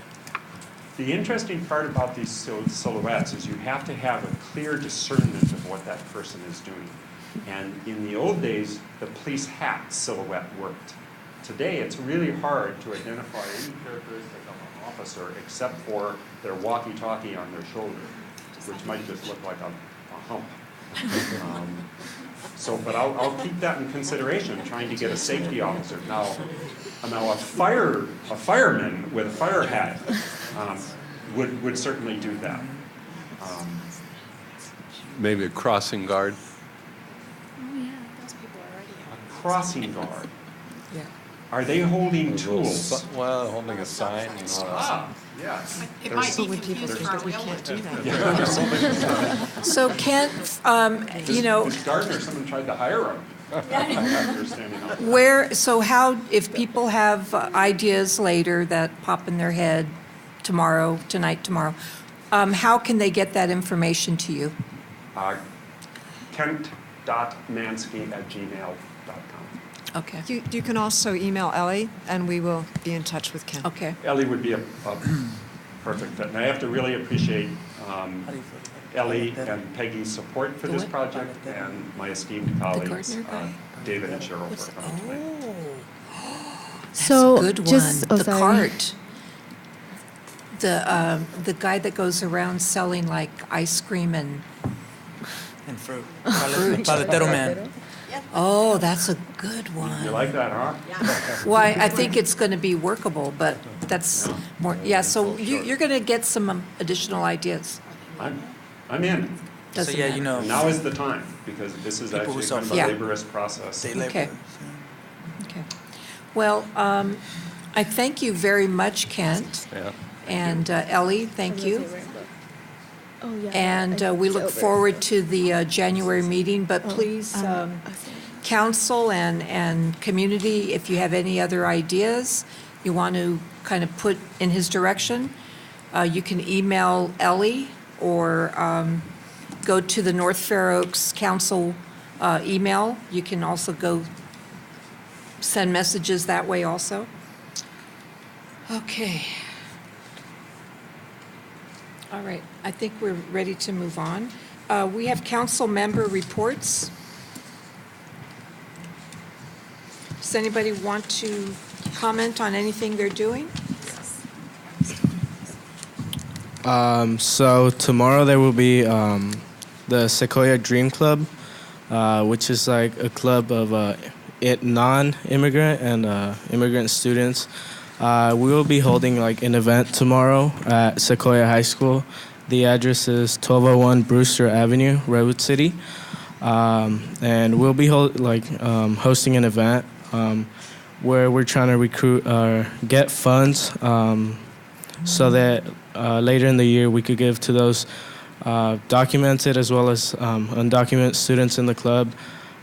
So we could give them scholarships for college. If you guys are interested, I have tickets. They're only $10, and it's from 6 to 8:30 p.m. tomorrow. So if you're interested, let me know. And yeah. Thank you, Jose. Diane? So I'm making a report on part of the North Fair Oaks Youth Initiative. Saturday at the Boys and Girls Club at 9:30, we will be holding a public speaking training hosted by Noel Chavez of Cañada College. We will be hosting a winter party for youth and families and community in December. I don't have the date yet, but I will try to get it to you as soon as possible. It's a potluck. It's fun. I would love if you guys could go. An important decision we made recently were mini grants and the OYA conference. I will give you updates on that. The subject for those would be educational resources, and we would be hosting that until June. So I will give you the information in case you want to apply for a mini grant. Okay, thank you. Rafael? I'm sure all you watched the news today or heard about Obama's immigration announcement. Tomorrow at the Siena Youth Center, we'll be collaborating with Catholic Charities to host an informational night for families of the community or surrounding communities to come get informed about what to do and what does this mean. Just information night. It'll be in English and Spanish. If you have any families that are interested in going and learning more about what it is that President Obama talked about, please have him come to Siena Youth Center tomorrow. Carpooling and walking and biking are strongly recommended. Oh, what time? It's tomorrow. Tomorrow's the 21st. Tomorrow, so November 21st at 5 p.m. at the Siena Youth Center. Please carpool, bike, or walk. Thank you. Thank you. I was just mentioning that we should probably always put dates because this is on videotape and somebody could be seeing it later and not know. Thank you. But thanks. And I just want to, I got an email today from Carmela, a program coordinator from the North Fair Oaks Youth Initiative. Looks like they're looking for adult volunteers. They have some volunteer positions, and these are very specific as far as working 8 hours per month, 2-hour meetings from December of this year through June of next year. So if anyone is interested in volunteering their time at the Siena Youth Center in this particular project, you can contact Carmela Mihan at, at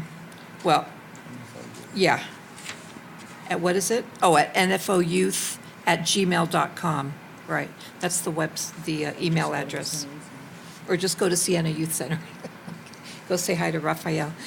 And the only other comment I wanted to make was, along with the art workshop that has been meeting all these months and continues to meet, and you saw the wonderful work that they're putting together for to present to the community. There continue to be 2 other workshops that are working that are tied into the North Fair Oaks Community Plan, and one of them is the Parks workshop, and the other one is the zoning and parking. So if anyone is interested in getting involved at that level in continuing to do the work around the community plan, those workshops or work groups rather are there and can always use more participation. So, and to get more information on that, you can contact North Fair Oaks Forward, because you list those in the newsletter, right? The times, dates and times? Okay, right. So I think that's it. Any other council reports from anyone? Oh, I'm sorry, I forgot one. So tomorrow, Sequoia High School will be hosting their musical called All Shook Up. It's music on Elvis Presley. I believe I believe tickets will be $10 at the door. They will be presenting tomorrow night, Saturday night, and Sunday night. And we would really appreciate it if you came because my PE teacher is the one who choreographed it, and she'd really appreciate it if you guys would go. Thank you. Okay. Thank you very much. Okay, if there's no further council member reports, we'll move on to the presentation by Menlo Park Highway Lighting District regarding the conversion of existing streetlights to LED. And Ann Stillman is going to make a presentation.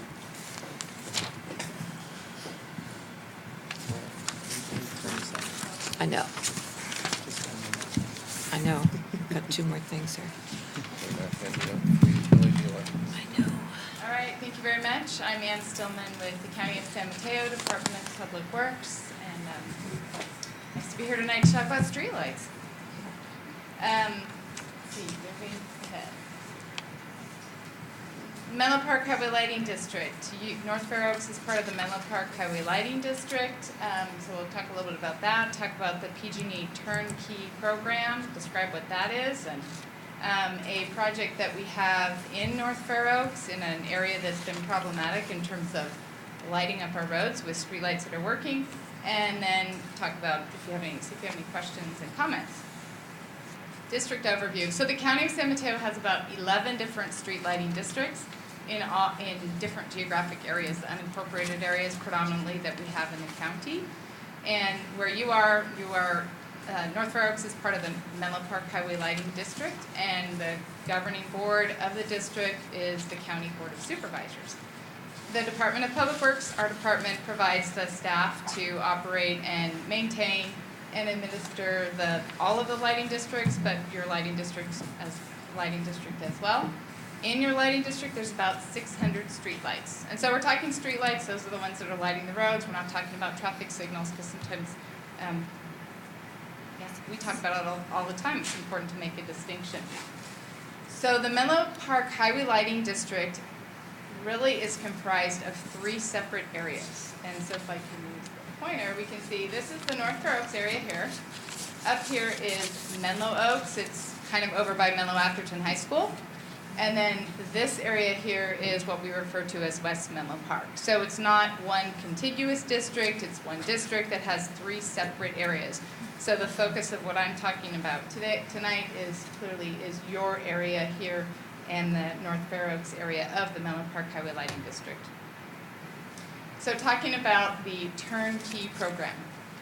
We entered into a contract or an agreement with PG&E, and the agreement was basically to work with them. They have a subcontractor that will go out and do turnkey retrofit type work. So it's taking existing streetlights. A lot of the streetlights out there's a yellow light or a lighter yellow light, and there are high pressure sodium vapor lights and low pressure sodium vapor lights. They've been around for a long time, and now lots of jurisdictions are moving to the light emitting diode LED streetlights, and that's part of the turnkey program, is to work with PG&E and their subcontractor to convert existing lights to LED lights. So that's the agreement or the basis for the work that we're doing. High pressure and low pressure sodium vapor lights have mercury. They're getting more expensive to take care of. They go out more frequently than the LED lights as well. And so they're also saying that the LED lights are lasting longer. So of course that reduces the maintenance expenses in terms of getting folks out there to replace the lights that burn out, and uses less energy, so it's more energy efficient, and reduces the CO2 emissions as well. And what we understand is that really the reduction in energy usage and CO2 emissions is about 70%. Also, the LED lights tend to give a better light clarity. It's a whiter light, and the true color of what you're seeing out there is easier to recognize than the yellow light that sort of casts down. It's hard to tell the color of cars or things that are out there under the light.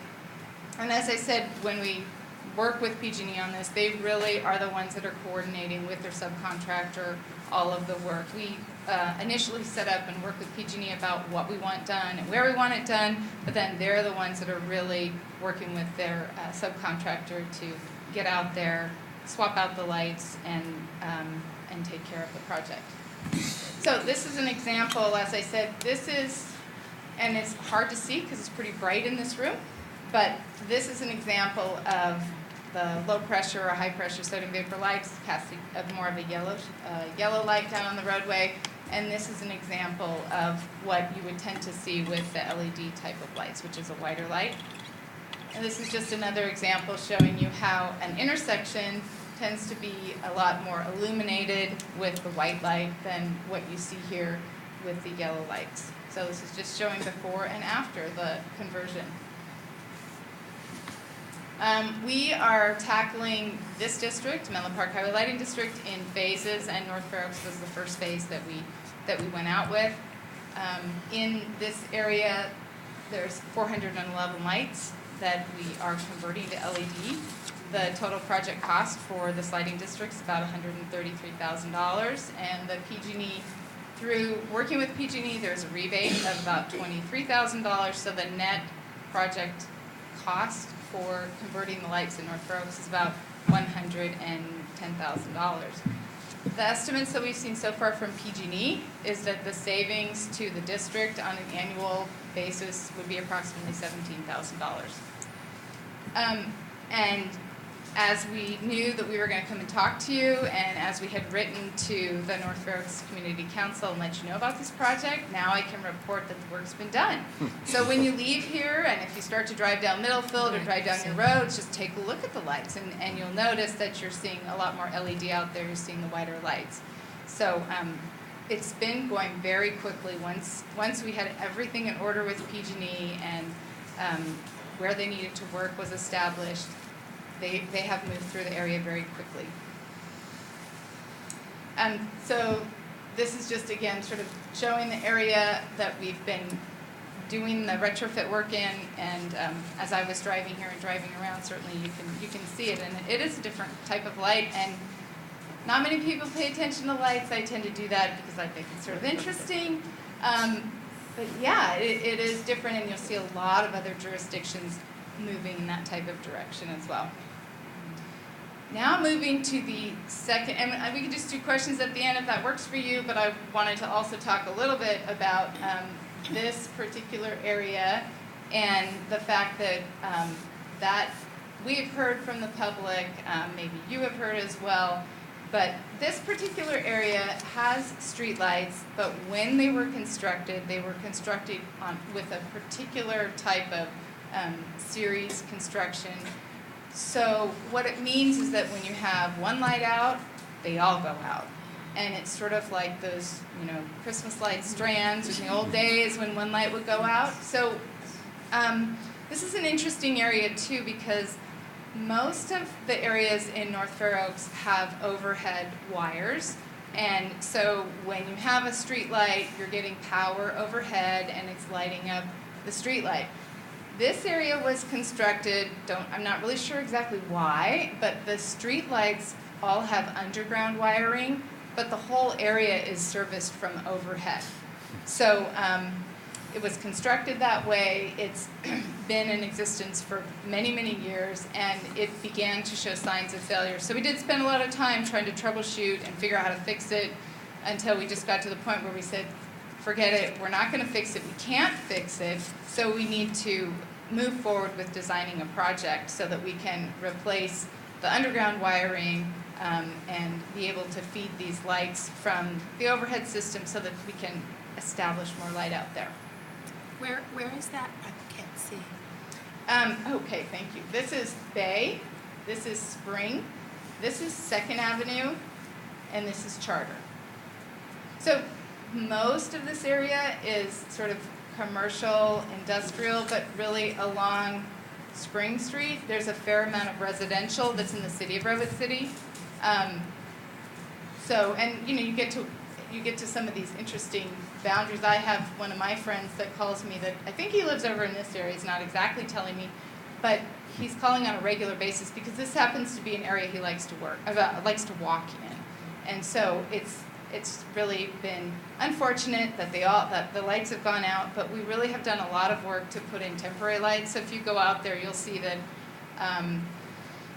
the lights that are fed from underground are generally not lit up, but we have installed temporary lights, and we've also installed temporary wires to get to some of those lights that would have been fed electricity from underground, so that at least they're lit up, because we know we need to increase the lightage, the amount of light out there.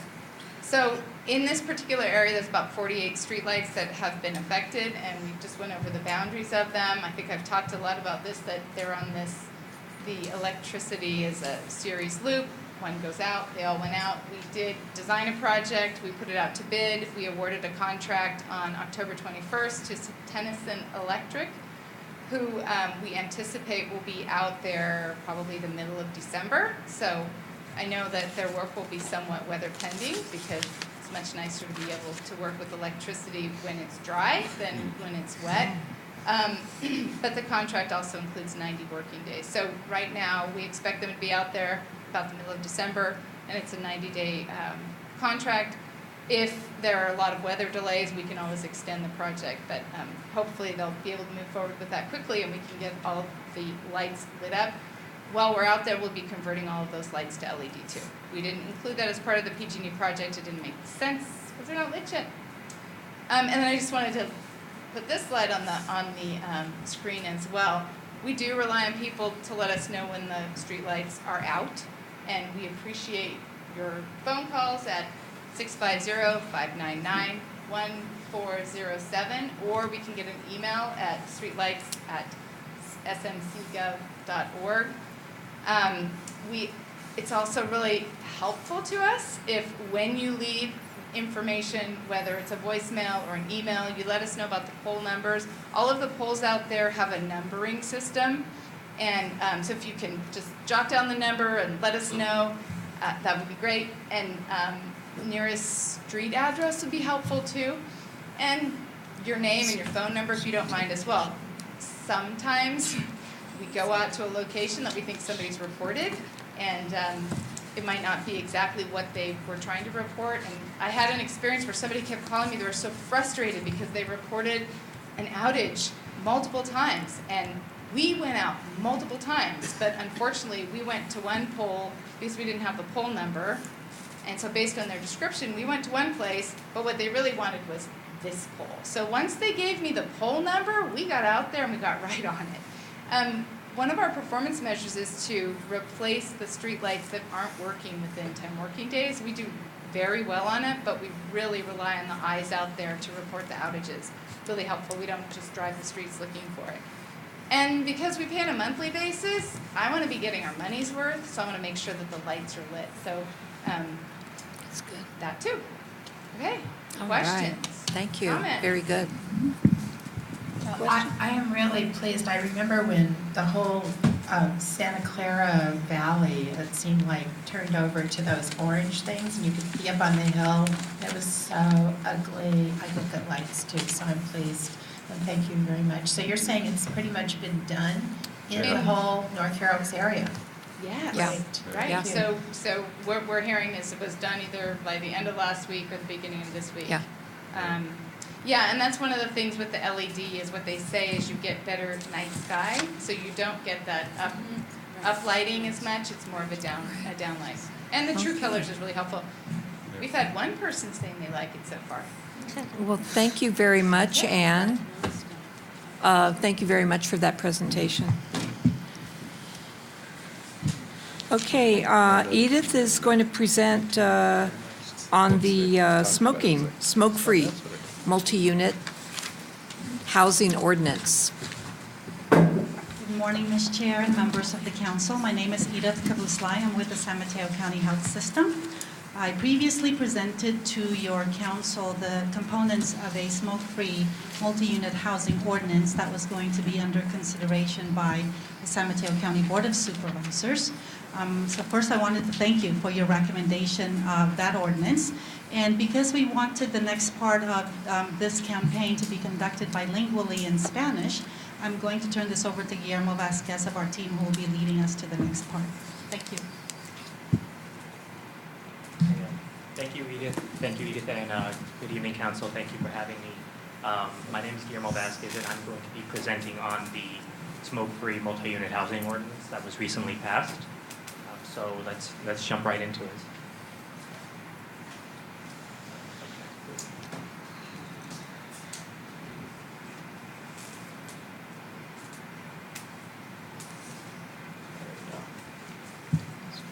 Okay, so just to put some of this ordinance into historical context, about 20 years ago, the county really had an effort into prohibiting smoking in many public places, and this was done as a way to protect its residents from exposure to tobacco smoke. And this effort has continued throughout the years. And recently, residents and advocates have really continued to advocate for more broader restrictions when it comes to exposure to tobacco smoke as a way of protecting their residents where they're most vulnerable. So that brings us to where we are now. So why multi-unit housing? Well, in these types of complexes, we're talking about apartments, condominiums, townhomes. In these complexes, families are separated just by walls, by floors, by ceilings. And in these complexes, it's very easy for the smoke particles from a smoker's unit to travel throughout the building, into other people's units, and really affect the quality of life for everybody there. So there is no safe level of exposure to tobacco smoke. And any ideas that there should be maybe a threshold value for the toxicity should really be rejected, because scientific evidence has concluded that it's really contradicted by scientific evidence. So also, voluntary policies have really also been ineffective because they don't provide the adequate protection. For example, if there's a management switch in an apartment complex, there's no guarantee that whatever policies might be in place already are going to be in place once the new management goes in. So in order to have legislation be effective, legislation needs to be simple, clear, and enforceable. So why North Fair Oaks? Well, this policy will not impact just North Fair Oaks. It will impact all of the unincorporated areas of the county, but it is very important for North Fair Oaks because here we find the highest concentration of residents living in multi-unit housing. And this policy covers 3 areas. One is smoking in multi-unit housing. Again, we're talking about apartments, townhomes, and condominiums. And this will be enforceable beginning February 4th, 2016. It also affects the use of electronic cigarettes in public places, and that will begin being enforced in about 2 weeks, on December 4th of this year. And lastly, the policy covers notification requirements. Okay, so here's where we're going to talk about the details of the ordinance, and just for the benefit of people who might be watching on TV, I'm going to be conducting this part in Spanish, but if anybody has any questions or wants me to say anything in English, please feel free to let me know. Okay. So antes de discutir los detalles de la ordenanza, es importante estar de acuerdo sobre qué quiere decir a fumar. So aquí tenemos las definiciones. So cuando digamos fumar, fumar quiere significar que posea un producto o parafernalia de tabaco o nicotina encendido.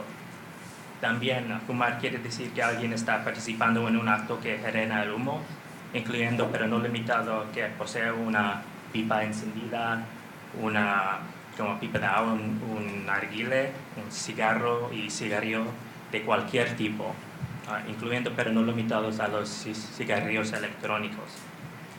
Y también cuando estamos hablando de fumar, fumar quiere decir que alguien está encendiendo una pipa de agua, un cigarro, una cigarrillo de cualquier tipo, incluyendo pero no limitado a los cigarrillos electrónicos.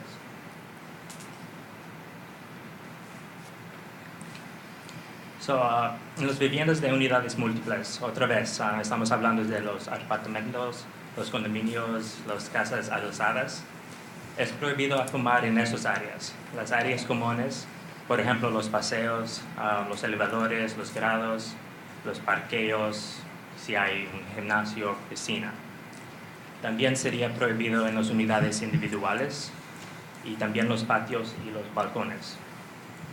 Y otra vez, hay un tiempo transitorio de 14 meses y esta ordenanza será obligatoria el 4 de febrero de 2016.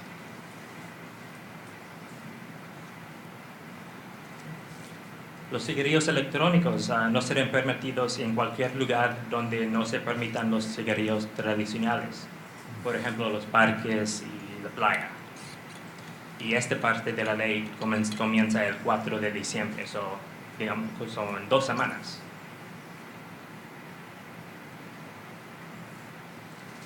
Okay, notificación. Los dueños van a ser requeridos a notificar a sus residentes sobre esta ley. Pueden designar un área para fumadores afuera al aire libre, donde pueden fumar, pero no son requeridos a hacerlo. Y además, si lo hagan, lo tienen que hacer en la manera como dice la ordenanza. And now I'm going to just jump back into English. So right here, the tobacco prevention program will be assisting in this effort. We will begin offering classes for people who want to stop smoking, both in English and Spanish, and these classes will begin January of 2015. So what is the benefit? Why did the Board of Supervisors recently pass this? I think many of you will have the same idea, is the goal is to have healthy residents, and healthy residents throughout the county, and we feel that this ordinance will be a big player in achieving that goal. So at this point, if anybody has any questions or comments, please, I can answer or my colleagues. Great work. Thank you very much. Thank you. Any questions regarding this? No? I don't think so. Thank you very much.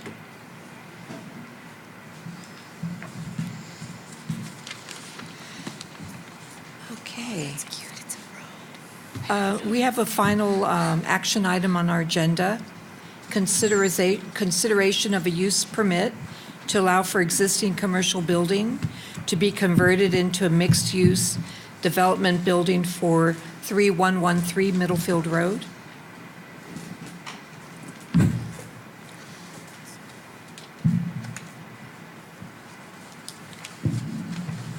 And everyone should have gotten their packet on the use permit application. Hi, Thierry. I'm presenting today for Angela Chavez, the project planner for this item before you today. Just simply stated, it's a use permit to allow 2 one-bedroom apartments in what is considered a C1 building on Middlefield Road. The construction will actually not change the existing building, so you won't see any visual changes to the building itself. But because it's a C1 NFO zoned district with an S1 underlay, it requires a use permit to change that commercial zoning to allow residential uses. So the residential uses will be on the 2nd floor of the partial. There's already a 2nd floor there now. Could you remind us the cross street? Cross street. It's actually 3113 Middlefield Road, and I think there's a graphic that shows that it's Middlefield and looks like it's by 4th, between 3rd and 4th. I've not been out to the site, so I'm sorry I don't have more detail than that. But if you look at, if you've gotten your staff reports, you'll see that on page, it would be 3, conformance to the zoning regulations. It does conform with everything in the C1 NFO. What it doesn't necessarily conform with is the S1, which is a stricter of the 2 zoning districts. So we have to put that in there to show that the front setback, which for the C1 would be pretty much 0, for the S1 it requires 20 feet, but existing right now is not that. It's 2 feet. That's not going to change. But what will occur will be 2 housing units, which are not there now. And I really don't have much more to say about any other issues that have been raised, other than what kind of commercial uses could be on the bottom floor. And if anyone wants to see that, I did bring what are allowed uses in the C1 zoning portion for commercial uses on Middlefield. Well, at this point, do you have any idea of what they're planning? Or? No. They haven't given us a proposal yet. And what's going on then with the parking? They have parking for the units. Okay. On site. So that'll be for 2 one-bedroom. 2 one-bedroom units. So there's 2 parking spaces on site. What is there currently?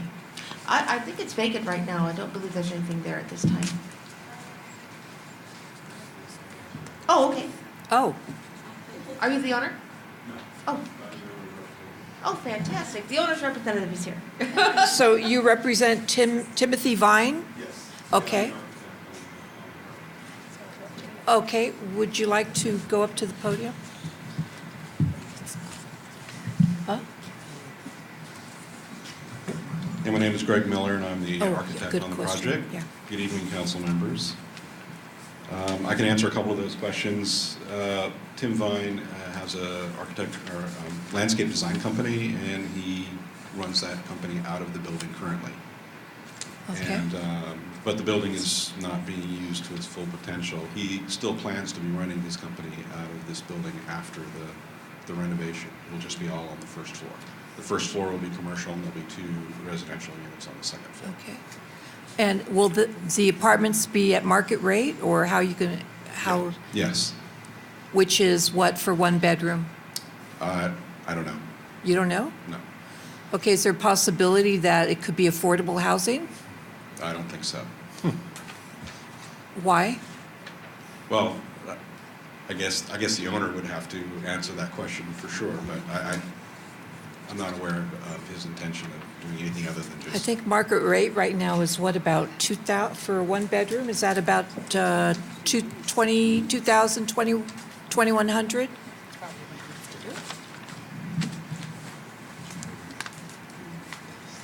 And, oh, there was a question about the parking, so there's already parking for the ground floor. Yeah, there's parking in And the back of the building right now that Okay. exists, and we're not changing the footprint of the building or changing the location of the parking at all, although what we're doing is we're adding a couple of spots on the inside of the building accessible from the back for the 2 residential units. The residential units require 2 covered parking spaces, and so we're getting the covered parking spaces that way. Okay.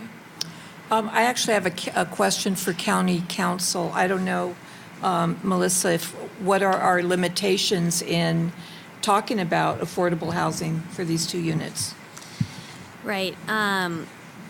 So you are limited by a number of things. One being the Constitution in terms of the type of conditions that you can place on a project, which does relate to affordable housing. The county does have some ordinances related to affordable housing. I'm looking at Peggy because I'm not super familiar with them, but I know that a project of this size and nature would not trigger those requirements. And so you, in your discretion today, don't have the ability to impose those requirements on this project. I don't know if you want to say any more. What Melissa and I were also talking about is we think that it might be valuable for us to work with our folks who are working on affordable housing and other planning and zoning matters to come share with the council kind of the scope of the decisions and the things that you can ask about or request, so that you'll know kind of what questions are appropriate for which types of projects and what sort of things you could ask for. Yeah, because, if we don't, I mean, once they're in, they're in. And rent for over $2,000 a month, there's a lot of people in this community that just cannot afford that. So it is a discussion that we need to have, so we have some guidelines and criteria on when and when we can't, when we're not limited to imposing or recommending that. Right. So, yeah, I'd like to. Right. County staff are working at the request of the board on a paper on affordable housing policies. We actually had a very large meeting today with about 6 different departments to pull that together. We anticipate to have something back to the board early in 2015, and are certainly happy to share that with you. The other thing that we might be able to bring forward to your board for presentation is our housing authority folks. We have a lot of people who have Section 8 vouchers who cannot find places to live and actually could afford reasonable market rate apartments with the assistance of a Section 8 voucher. So there are a variety of things that we could share with you. Okay. Yeah. Oh, go ahead. Will this project allow Section 8 housing? That's something that that would be determined by the property owner, and we don't have opportunity to really ask him that question. It's really Okay. about the use permit to allow the apartments. When do we have the opportunity to ask that? I don't think we really have that option. Okay. Tiari, am I correct in my recollection that the property We need that's to make currently that occupied by the Shoe Club at Fifth and Middlefield Yeah. has precisely this same configuration with 2 one-bedroom apartments Apartments upstairs? above, yes. Thank you. Yeah, we have it's a bit of a dilemma because although the North Fair Oaks Community Plan promotes multi-usage, to have more buildings where you do have business attached to residential, that's one part of where we want to go, but the other part is to provide a balance of market rate and affordable housing in the community. So this may not be the project that we push that on, because I'm hearing from council and county manager's office that this may not be the project to do that. But it's something that we need to develop so that when projects do come up, where can we have a say in that they do, that they know that that's going to be a preference, or that we have that balance. I'm not talking about the entire affordable housing, but that there needs to be a balance, market rate and affordable housing, because the community needs to be available for everybody, no matter what your income is. But We do have incentive programs for bigger projects by Yeah. which the developer can get incentives, say Yeah. they provide 1 or 2 units of affordable housing. Then some of their zoning regulations are a little bit relieved, parking requirements and those Yeah. kinds of things. But for a 2-unit apartment building, it wouldn't be applicable. Okay. Well, one advantage is that I think that in the housing stock in general, there aren't a lot of small places. So even though it's market rate, it's nevertheless something that some people might find more affordable, partly because of its location and partly because of its size. So I would consider those, because I think that does fit in line with what the North Fair Oaks plan is looking to do with multi-use housing. Yeah, it's a matter of finding a balance, I think. Any other questions regarding the application? No? We got there. Okay, this is. As long as they have parking. They have parking. Okay. This is an action item, so I'll entertain, absolutely. Go ahead. Just with my recommendation here, for the owner, I know I have a voice here for the community, just to stay true to the leases that they issue. That's something I would want if I recommend this, to stay true to a lease for the community, and for the children of this community to not be displaced. So if that could go across to the owner. Thank you. Okay. And there were any other comments from anyone else, I believe, on this matter. I will entertain a motion on this Linda? application.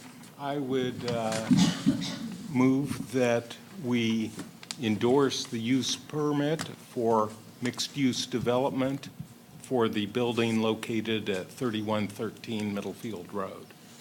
Okay. Is there a second to the motion? I'll second that. Okay. So there is a motion to recommend the use permit for, 3113 Middlefield Road. Any further discussion? No. All those in favor of the motion, please say aye. Aye. Aye. Any opposed? No. Okay, motion carries. So, good to go. At this point, we've reached our 9 o'clock time. I would like to request a motion to adjourn. I motion to adjourn today's meeting. Is there a second to the motion? I second the motion. Okay. Meeting is adjourned until January of 2015. And I wish everybody, there's more? Well, let me finish. I do wish everybody a wonderful, holiday season we're going into. and be safe and happy. Yes, Laura? I'm sorry, we don't need to have the meeting in full force to say this, but we had talked about, just for this council members, we had talked about a social December meeting on the third week, and of course, that would be open to the public as well, but we didn't get more than 2 people voting for a date on that, so I thought before we leave, if we could decide on a date, that would be great. We said December 19th, We right? said the third, I thought we didn't. Yeah, Friday the 19th. But only 2 people said. Oh, so is that not good for everybody? Is that okay for everybody? I didn't think we had a I think vote on people that. just don't read their emails sometimes. I mean, you get a lot of emails, so. I voted late. I thought it was. So are we on? with Wasn't that the date? That was one proposed date. but it Oh, wasn't- okay. Oh, that was a social. Right. Oh, okay, and the study sessions before the 11th. Right. Okay. Yeah. Gotcha. So how are we doing for the 19th? Well, I think I don't want to use up time here. I want to go ahead, People- adjourn the meeting, and then we're going to pick it up through the email, but we need to settle on a date. So I'm going to resend the email that I sent. Everybody respond. And people, please respond. Thank you very much. The meeting is adjourned. Thank you. All right.